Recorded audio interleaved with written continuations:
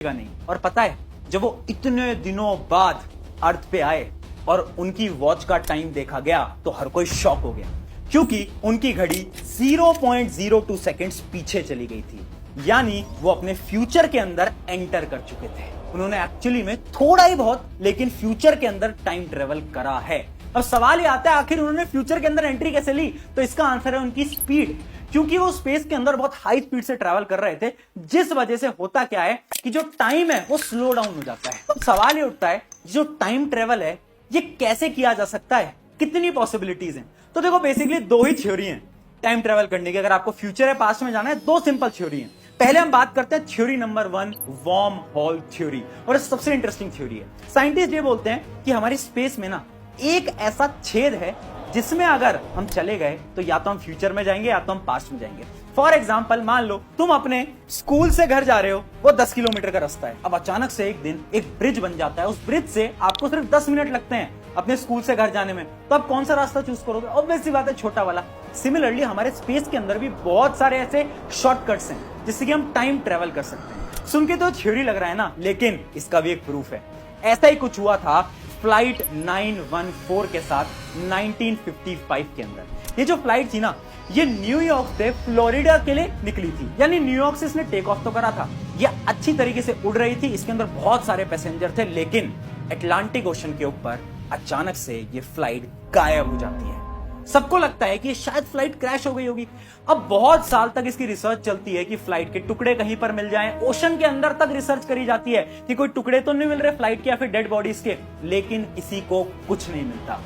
और 37 ईयर्स के बाद अचानक से वही फ्लाइट नंबर फ्लोरिडा की परमिशन लेता है एंट्री करने के लिए। यानी वही फ्लाइट आती है, और वो भी 37 ईयर्स के बाद। अब वहां पर जो एयर ट्रैफिक कंट्रोलर थे ना, वो शॉक हो जाते हैं, क्योंकि उन्हें लगता है कि अरे फ्लाइट तो बहुत साल पुरानी है ना।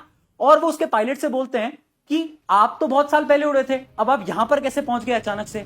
और वो फिर पायलट्स पूछते हैं ये कौन सा ईयर चल रहा है? और जब वो उसको ईयर बताते हैं ना, तो वो पायलट बहुत ज्यादा पैनिक करने लगते हैं और वो अचानक से वापस से टेक ऑफ कर लेते हैं। और उसके बाद वो फ्लाइट कभी भी किसी को दिखाई नहीं दी। और साइंटिस्ट ये बोलते हैं शायद उस फ्लाइट को एक वर्म होल मिल गया था, जिससे वजह से उन्होंने 37 ईयर्स का टाइम ट्रेवल कर लिया। है ना, बहुत इंटरेस्टिंग।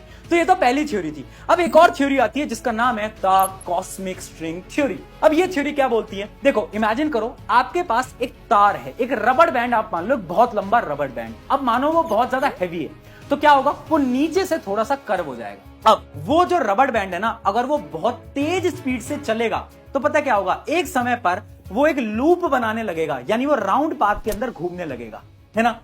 और साइंटिस्ट ये बोलते हैं अगर एक हैवी और लंबी चीज स्पेस के अंदर बहुत तेज स्पीड से ट्रेवल करेगी तो वो भी एक टाइम लूप के अंदर आ सकता है, जिसकी मदद से वो फ्यूचर, पास्ट, प्रेजेंट तीनों के अंदर बहुत इजीली ट्रेवल कर सकती है। तो ये जो दो थ्योरीज हैं, ये बताती हैं कि आप फ्यूचर या पास्ट के अंदर शायद सच में ट्रेवल कर सकते हो, बट आज के समय पर उतनी टेक्नोलॉजीज हमारे पास है नहीं।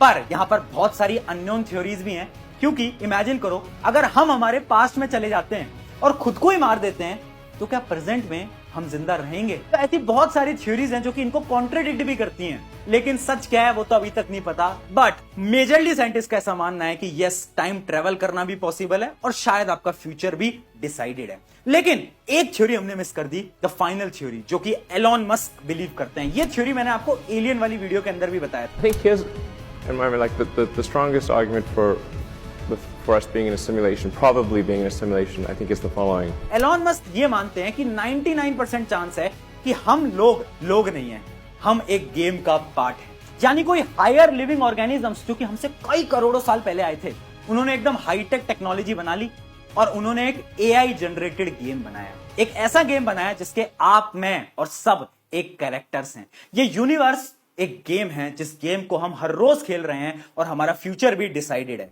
और शायद ऐसा ही तो हमारी रिलीजियस किताबों के अंदर लिखा जाता है, जैसे कि भगवत गीता के अंदर साफ लिखा है कि आपको कर्म करना है, फल की चिंता नहीं करनी है, क्योंकि जो फ्यूचर में होने वाला है वो तो ऑलरेडी डिसाइडेड है। आप अपने प्रेजेंट को अच्छा बना सकते हो, फ्यूचर को नहीं बदल सकते।